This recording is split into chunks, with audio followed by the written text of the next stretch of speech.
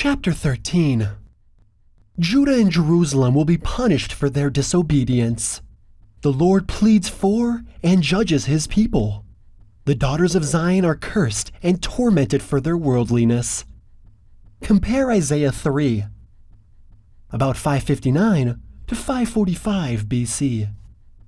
For behold, the Lord of hosts, doth take away from Jerusalem and from Judah the stay and the staff, and the whole staff of bread, and the whole stay of water. The mighty man, and the man of war, the judge, and the prophet, and the prudent, and the ancient. The captain of 50, and the honorable man, and the counselor, and the cunning officiator, and the eloquent orator. And I will give children unto them to be their princes, and babes shall rule over them. And the people shall be oppressed, every one by another, and every one by his neighbor. The child shall behave himself proudly against the ancient, and the base against the honorable. When a man shall take hold of his brother of the house of his father, and shall say, Thou hast clothing, be thou our ruler, and let not this ruin come under thy hand. In that day shall he swear, saying, I will not be a healer, for in my house there is neither bread nor clothing. Make me not a ruler of the people. For Jerusalem is ruined, and Judah is fallen, because their tongues and their doings have been against the Lord, to provoke the eyes of his glory. The show of their countenance doth witness against them, and doth declare their sin to be even as Sodom, and they cannot hide it.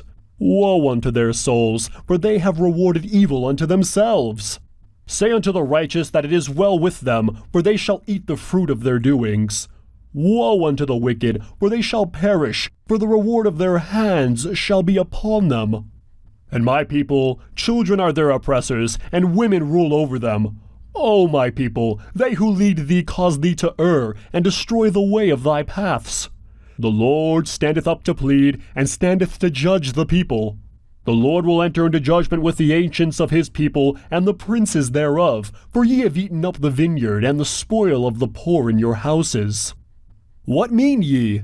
Ye beat my people to pieces, and grind their faces of the poor, saith the Lord God of hosts. Moreover, the Lord saith, Because the daughters of Zion are haughty, and walk with stretched forth necks and wanton eyes, walking and mincing as they go, and making a tinkling with their feet. Therefore, the Lord will smite with a scab the crown of the head of the daughters of Zion, and the Lord will discover their secret paths.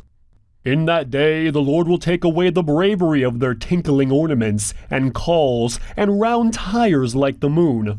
The chains and the bracelets, and the mufflers, the bonnets and the ornaments of the legs, and the headbands and the tablets, and the earrings, the rings and the nose jewels, the changeable suits of apparel, and mantles, and wimples, and crisping pins, the glasses, and the fine linen, and hoods, and the veils.